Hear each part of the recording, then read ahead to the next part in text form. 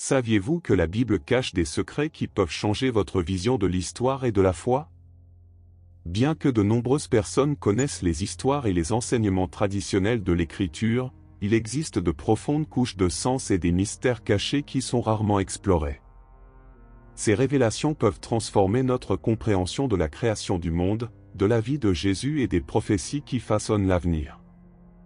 Dans cette vidéo, nous révélerons des mystères cachés dans les pages de la Bible, des secrets sur la création du monde, la vie de Jésus et des prophéties que beaucoup ignorent. Préparez-vous pour un voyage fascinant qui jettera un nouvel éclairage sur d'anciennes vérités et remettra en question vos perceptions.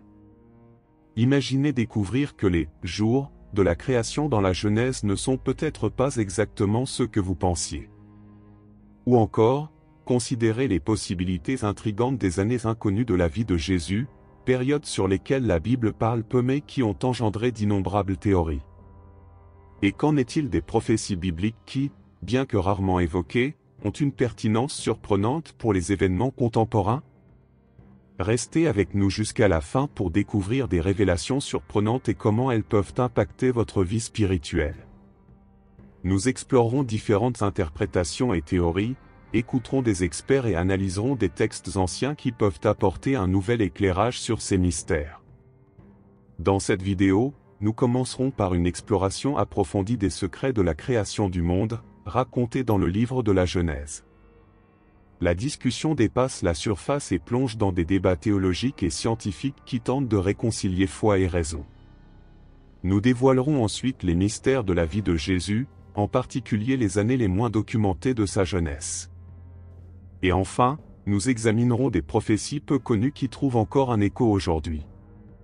Chaque section de cette vidéo a été soigneusement conçue pour fournir une compréhension plus profonde et enrichissante de la Bible, vous invitant à vous lancer dans un voyage de découverte spirituelle. Préparez-vous à être surpris, inspiré et mis au défi. La Bible est un trésor de sagesse et de mystère, et aujourd'hui, nous allons commencer à découvrir certains de ses secrets les plus profonds. Explorons ensemble ces mystères cachés et voyons comment ils peuvent éclairer notre chemin spirituel. Le récit de la création dans le livre de la Genèse est l'un des passages les plus connus de la Bible. Cependant, derrière les versets familiers que beaucoup d'entre nous ont appris depuis l'enfance, se cachent des profondeurs et des mystères théologiques qui continuent de faire l'objet d'études et de débats parmi les érudits et les croyants. Le récit de la création est enregistré dans les 2 premiers chapitres de la Genèse, où nous lisons comment Dieu a créé le monde en 6 jours et s'est reposé le 7e. La simplicité du récit cache une complexité qui fascine les théologiens et les scientifiques depuis des siècles. Genèse chapitre 1, versets 1 à 31, décrit la création du monde en 6 jours. Le premier jour, Dieu créa la lumière et la sépara des ténèbres. Le deuxième jour, il créa le firmament, séparant les eaux d'en haut des eaux d'en bas. Le troisième jour, Dieu fit apparaître la terre ferme et la végétation. Le quatrième jour, il créa le soleil, la lune et les étoiles. Le cinquième jour, il créa les créatures de la mer et les oiseaux du ciel. Finalement, le 6e jour, Dieu créa les animaux terrestres et l'homme, à son image et ressemblance. Le 7e jour, Dieu se reposa, bénissant et sanctifiant ce jour-là. La question qui se pose souvent est la suivante: les « jours » de la création mentionnés dans la Genèse sont-ils littéralement des jours de 24 heures ou représentent-ils de longues périodes de temps? Cette question a donné lieu à diverses interprétations et théories, chacune tentant de réconcilier le récit biblique avec les preuves scientifiques et les découvertes modernes sur l'origine et l'histoire de l'univers. L'une des théories les plus connues est la théorie des écarts, qui suggère qu'il existe un intervalle de temps indéfini entre le chapitre 1 de Genèse, verset 1, et le chapitre 1 de Genèse, verset 2. Cette théorie propose que la Terre ait subi une création initiale, suivie d'une destruction, puis qu'elle ait été recréée. Selon ce point de vue, Genèse 1, verset 1 décrit la création originelle de l'univers. Au commencement, Dieu créa les cieux et la terre. Genèse 1, verset 2, en revanche, décrit la terre dans un état de désolation après un événement cataclysmique, et la terre était informe et vide, et les ténèbres étaient à la surface de l'abîme, et l'Esprit de Dieu se déplaçait sur elle. La face des eaux. La théorie de l'écart soutient qu'entre ces deux versets, une longue époque s'est produite au cours de laquelle la terre était désolée et sans vie. Cela laisse entrevoir la possibilité que les fossiles et autres preuves d'une terre ancienne puissent être réconciliées avec le récit biblique. Les partisans de cette théorie suggèrent que la désolation mentionnée dans Genèse 1, 2 pourrait avoir été causée par un événement catastrophique, tel que la chute de Lucifer et la rébellion des anges, qui ont abouti à un état de chaos et de désordre qui a précédé la recréation décrite. Dans les vers suivants, une autre interprétation est la théorie des époches, qui considère les jours de la création comme de longues périodes de temps, chacune représentant une ère géologique. Cette théorie permet une réconciliation entre le récit biblique et la chronologie scientifique de l'histoire de la Terre. Selon cette vision, le premier jour pourrait représenter la formation initiale de la planète, le deuxième jour, la séparation des eaux et l'apparition de l'atmosphère, et ainsi de suite. La théorie jour-saison soutient que le mot hébreu « yom », traduit par « jour » dans la Genèse, peut signifier une période de temps indéfinie, selon le contexte. Par exemple, dans le psaume 90, verset 4, nous lisons « 1000 ans sont devant toi comme hier et comme une montre dans la nuit ». Ce passage suggère que la perception du temps par Dieu est différente de la nôtre, permettant l'interprétation que les jours de la création peuvent être longs. Le docteur Hugh Gross, astrophysicien renommé et défenseur de la théorie de l'époque du jour, soutient que la langue hébraïque utilisée dans la Genèse permet cette interprétation de longues périodes de temps. Dans son livre « A Matter of Days », Ross explore comment chaque jour de création peut correspondre à différentes étapes de la formation de la Terre et de la vie, comme le révèle la science moderne. Il suggère que le récit biblique de la création est compatible avec la chronologie géologique et paléontologique lorsqu'elle est comprise comme une série d'époques. D'un autre côté, des théologiens traditionnels tels que le Dr John MacArthur défendent la vision des journées de 24 heures, basée sur une lecture directe du texte biblique et de la tradition judéo-chrétienne.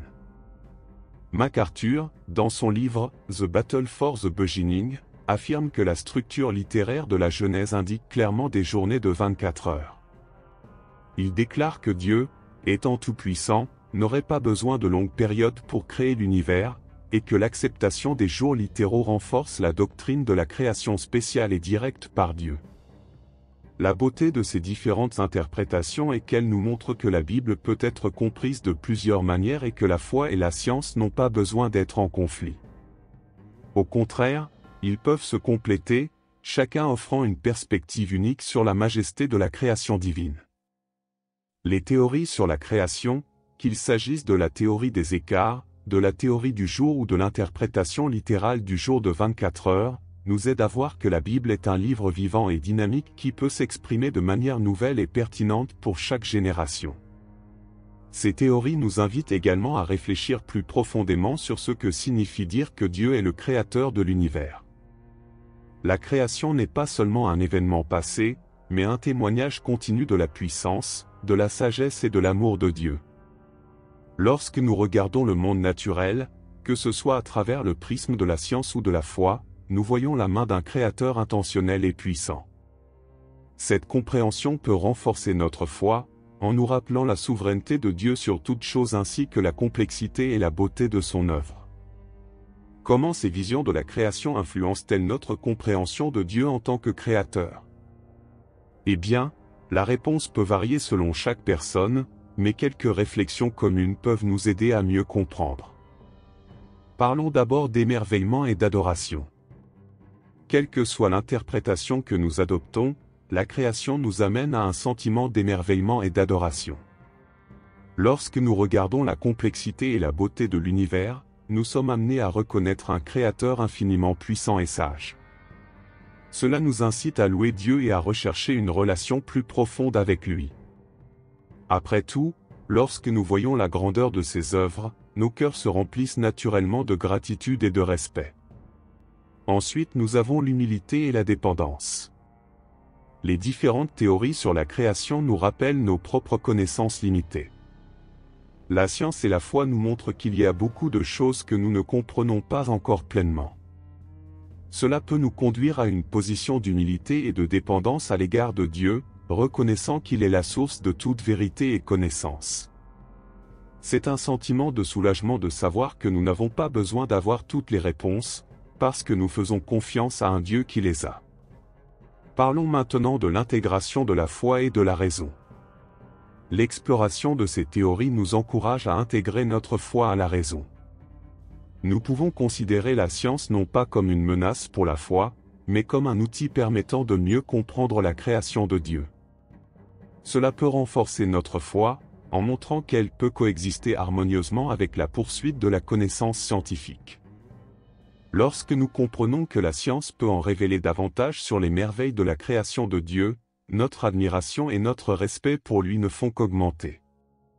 Et enfin, un approfondissement spirituel. Réfléchir au mystère de la création peut nous conduire à une compréhension spirituelle plus profonde. Nous pouvons être inspirés à étudier les Écritures plus profondément, à chercher des réponses et à grandir dans notre compréhension de Dieu. Ce processus de découverte peut enrichir notre vie spirituelle et nous rapprocher de Dieu. Chaque nouvelle découverte, chaque nouvelle compréhension est une opportunité de se rapprocher de lui.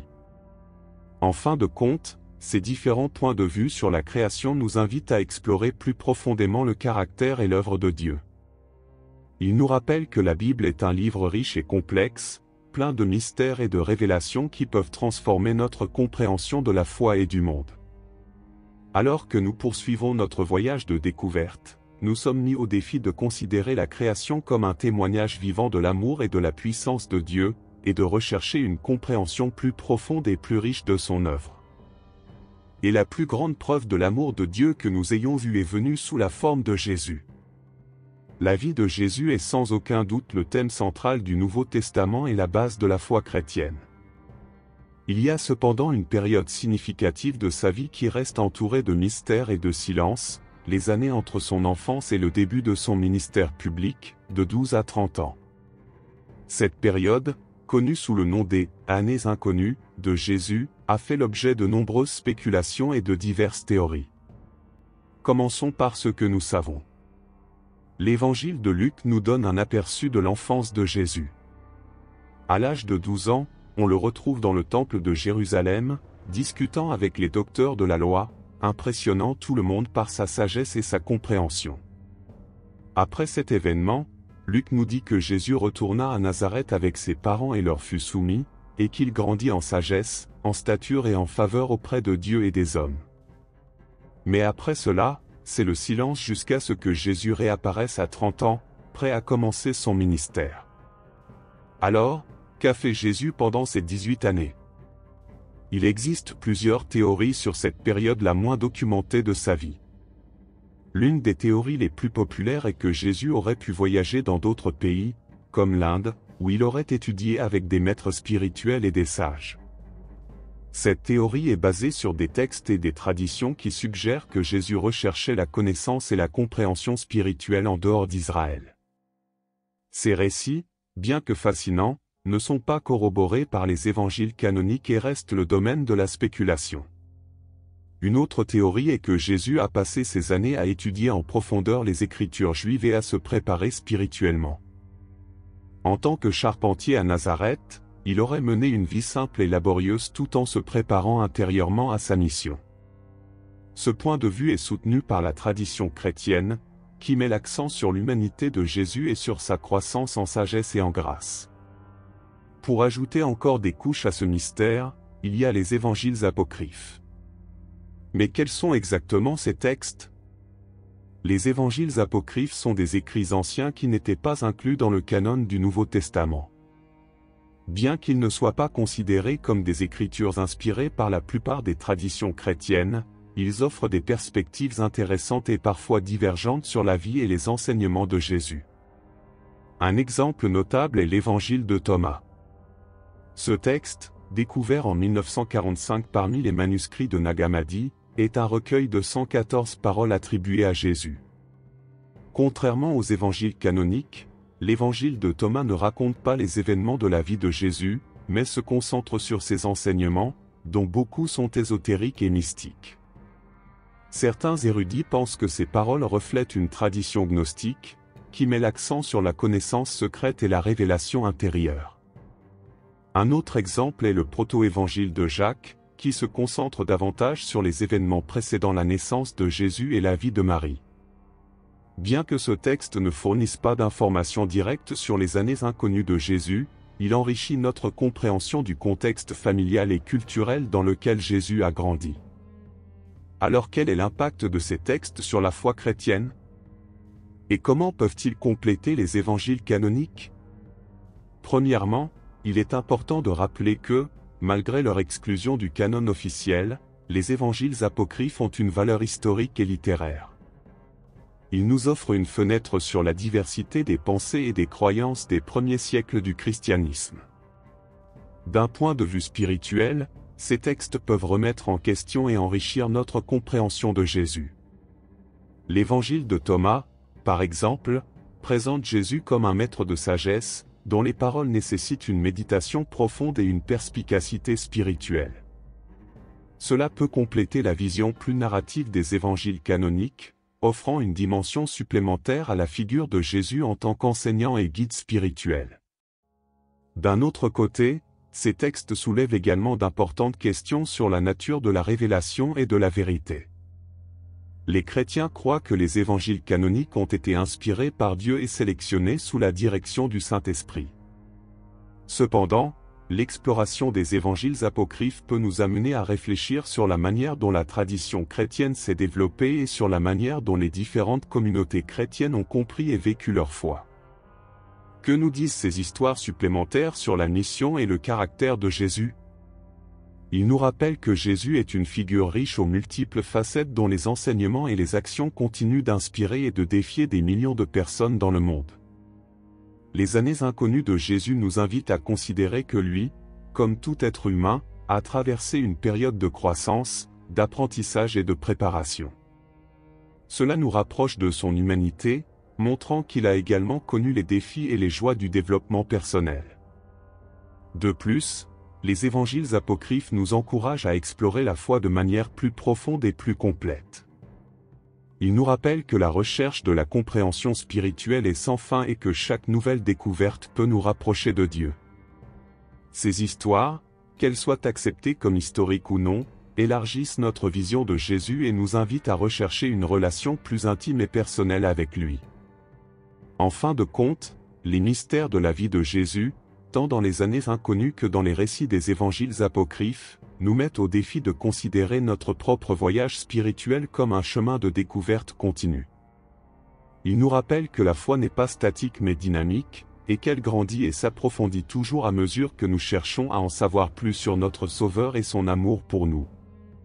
Alors que nous réfléchissons à ces mystères, puissions-nous être inspirés à vivre notre foi avec curiosité, ouverture d'esprit et un désir sans fin d'apprendre et de grandir dans notre relation avec Dieu. Et après avoir exploré les mystères de la création et les années méconnues de la vie de Jésus, nous nous aventurons maintenant dans l'un des aspects les plus intrigants de la Bible, les prophéties. La Bible est riche en prophéties, dont beaucoup sont largement connues, comme celles prédisant la naissance de Jésus ou les événements de l'Apocalypse. Cependant, il existe d'autres prophéties moins mentionnées qui ont une pertinence surprenante, surtout dans le contexte actuel. Plongeons dans les prophéties cachées, leurs interprétations au fil des siècles et leurs implications aujourd'hui. Nous commençons par le livre de Daniel, une source abondante de visions prophétiques. Daniel est l'un des livres les plus énigmatiques et prophétiques de l'Ancien Testament, plein de visions qui fascinent les érudits et les théologiens depuis des millénaires. L'une des prophéties les plus intrigantes est la vision des 4 royaumes trouvée dans Daniel chapitre 7. Dans la vision, Daniel voit 4 grandes bêtes, chacune représentant un royaume qui surgirait dans le monde. La première bête était comme un lion avec des ailes d'aigle, la seconde comme un ours, la troisième comme un léopard avec 4 têtes et 4 ailes, et la quatrième bête était terrible, craintive et extrêmement forte, avec des dents de fer et 10 cornes. Ces bêtes sont généralement interprétées comme des représentations des empires babyloniens, médo-perses, grecs et romains. La vision des 4 royaumes n'est pas seulement une leçon d'histoire, mais aussi une prophétie qui s'étend jusqu'à la fin des temps. L'Apocalypse, le dernier livre du Nouveau Testament, fait référence à ces bêtes, montrant la continuité et la pertinence des prophéties de Daniel par rapport aux événements finaux de l'histoire humaine. Une autre prophétie fascinante de Daniel est celle des 70 semaines, trouvée dans Daniel chapitre 9. Cette prophétie est l'une des plus détaillées et des plus complexes de la Bible, prédisant des événements importants de l'histoire d'Israël et du plan rédempteur de Dieu. Daniel parle de 70 semaines, d'années, soit 490 ans, qui culmineraient avec l'arrivée du Messie et la réalisation des événements eschatologiques. Au fil des siècles, ces prophéties ont fait l'objet de différentes interprétations. La vision des 4 royaumes, par exemple, a été interprétée de diverses manières selon le contexte historique et théologique. Dans les premiers siècles de l'ère chrétienne, les pères de l'Église tels qu'Augustin et Jérôme considéraient les bêtes comme des représentations d'empires connus, le 4e empire, Rome, se transformant finalement en royaume éternel du Christ. Dans les temps modernes, certains érudits et théologiens ont suggéré que ces prophéties pourraient avoir un double accomplissement, une application historique et une application future. La bête à 10 cornes, par exemple, est souvent associée à une future coalition de nations ou à un gouvernement mondial qui se formera dans les derniers jours. La prophétie des 70 semaines a également été interprétée de diverses manières. Certains voient les 70 semaines comme étant accomplies lors de la première venue de Jésus, tandis que d'autres croient que la dernière semaine est encore à venir, faisant référence à la période de tribulation décrite dans l'Apocalypse. Cette dernière interprétation est populaire parmi les théologiens dispensationels, qui voient un intervalle entre la 69e et la 70e semaine, culminant avec le retour du Christ. Mais quel est le rapport entre ces prophéties et les événements contemporains? Et que peuvent-ils nous apprendre sur l'avenir? Explorons certaines de ces connexions. La vision de Daniel des 4 royaumes et de leurs bêtes apocalyptiques a été considérée par certains comme le signe avant-coureur d'événements mondiaux majeurs. Par exemple, la 4e bête, avec ses 10 cornes, est souvent liée à la formation d'alliances internationales et de blocs de puissance, comme l'Union européenne ou d'autres coalitions politiques. Cela soulève la question de savoir comment la dynamique géopolitique actuelle peut préparer le terrain pour les événements prophétisés dans la Bible. En outre, l'instabilité politique croissante, les crises économiques mondiales et les progrès technologiques sont considérés comme des signes des temps. Jésus, dans son sermon sur le mont des Oliviers, a parlé des guerres, des bruits de guerre, des famines, des pestes et des tremblements de terre comme des signes du début des douleurs, Matthieu 24. Beaucoup pensent que nous assistons à l'accomplissement de ces signes à notre époque, ce qui suggère que les prophéties bibliques se déroulent sous nos yeux. La prophétie de Daniel sur les 70 semaines a également des implications modernes significatives. Si la dernière semaine, ou période de 7 ans, fait référence au temps de la tribulation, alors on s'attend à ce que nous assistions à des événements spécifiques, tels que la reconstruction du temple de Jérusalem et l'avènement d'un leader mondial qui entrera dans une alliance avec Israël. Ce sont des attentes partagées par de nombreux spécialistes des prophéties bibliques, qui considèrent les développements actuels au Moyen-Orient comme des indicateurs de la réalisation de ces prophéties. Comment ces prophéties influencent-elles notre perspective sur les événements mondiaux et notre préparation spirituelle? Premièrement, ils nous rappellent que l'histoire est sous le contrôle souverain de Dieu. Les prophéties bibliques montrent que Dieu a un plan et un dessein qui se dérouleront au fil du temps et qui aboutiront à la réalisation de son royaume. Deuxièmement, ces prophéties nous appellent à la vigilance et à la préparation spirituelle.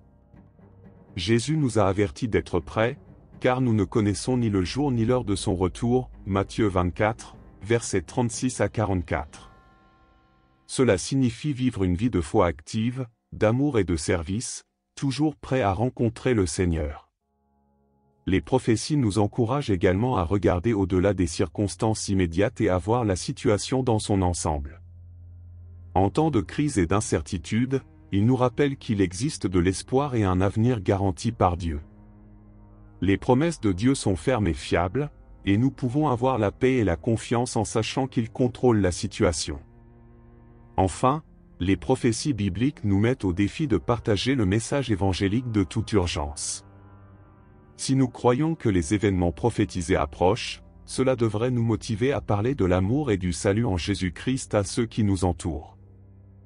La connaissance des prophéties nous donne une perspective d'éternité, nous rappelant l'importance de chaque âme et la mission que nous avons en tant que disciples du Christ. En bref, les prophéties cachées de la Bible, leurs interprétations au fil des siècles et leurs implications modernes nous offrent une vision riche et multiforme du plan de Dieu pour l'humanité. Il nous appelle à vivre avec foi, vigilance et espérance, toujours prêts à accomplir les promesses de Dieu. En méditant sur ces prophéties, nous pouvons être inspirés pour approfondir notre relation avec Dieu, grandir dans notre compréhension spirituelle et partager le message d'espoir et de salut avec le monde. Nous arrivons ainsi à la fin de ce fascinant voyage à travers les secrets cachés de la Bible, où nous explorons la création du monde, les mystères de la vie de Jésus et des prophéties peu connues. Récapitulons brièvement les principaux points dont nous avons discuté. Tout d'abord, nous approfondissons les secrets de la création du monde, racontés dans le livre de la Genèse. Nous avons découvert qu'il existe différentes interprétations des « jours » de la création, qui peuvent être compris comme des périodes littérales de 24 heures ou comme de longues ères géologiques. Nous avons exploré des théories telles que la théorie de l'écart, qui suggère un écart entre la création originale et la récréation, et la théorie de l'époque du jour, qui considère les jours comme de longues périodes de temps. Des experts comme le Dr Hugh Gross et le Dr John MacArthur nous ont aidés à mieux comprendre ces perspectives et à voir comment la foi et la science peuvent coexister harmonieusement. Ensuite, nous enquêtons sur les mystères de la vie de Jésus, en particulier sur les années inconnues entre son enfance et le début de son ministère. Nous discutons des théories sur les voyages possibles de Jésus dans des pays lointains, comme l'Inde, et de l'importance de son étude approfondie des Écritures. Nous explorons également les évangiles apocryphes, tels que l'évangile de Thomas, qui offre des perspectives supplémentaires sur les enseignements de Jésus. Ces histoires nous mettent au défi de voir Jésus d'une manière plus riche et plus multiforme, en complément des évangiles canoniques. Enfin, nous examinons des prophéties peu connues de la Bible, en nous concentrant sur les visions de Daniel et leurs implications pour les événements contemporains. Nous analysons la vision des 4 royaumes et la prophétie des 70 semaines, discutant de la manière dont ces prophéties ont été interprétées au fil des siècles et de leur pertinence aujourd'hui.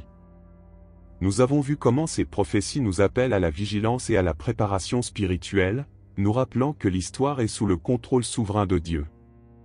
Ces secrets révèlent la profondeur et la richesse de la Bible, nous invitant à explorer davantage et à renforcer notre foi.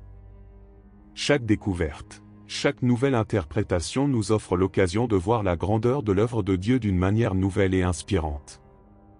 La Bible est un trésor inépuisable de sagesse et de révélation, et il y a toujours plus à apprendre et à découvrir. Alors que vous réfléchissez aux mystères que nous explorons aujourd'hui, rappelez-vous l'importance de rechercher une connaissance et une compréhension spirituelle continue. Notre foi est un voyage, pas une destination. Plus nous étudions et méditons les Écritures, plus nous nous rapprochons de Dieu et plus nous comprenons son plan pour nos vies. La recherche de la connaissance spirituelle nous enrichit, nous fortifie et nous guide sur notre chemin de foi. Prenez le temps cette semaine d'étudier un aspect de la Bible que vous n'avez jamais exploré auparavant. Il s'agit peut-être d'un passage que vous avez toujours trouvé difficile à comprendre, ou d'une théorie à laquelle vous n'avez jamais pensé. Mettez-vous au défi d'aller au-delà du familier et de plonger dans les profondeurs des Écritures. Vous pourriez être surpris par les révélations et les idées que vous trouverez. Puisse ce voyage de découverte renforcer votre foi et enrichir votre vie spirituelle. Avez-vous aimé la vidéo? Aimez, commentez et abonnez-vous pour plus de révélations bibliques. Laissez dans les commentaires quel secret biblique vous a le plus surpris ou s'il y a un autre mystère que vous aimeriez que nous abordions. Partagez cette vidéo avec vos amis et votre famille afin que davantage de personnes puissent découvrir les secrets cachés de la Bible.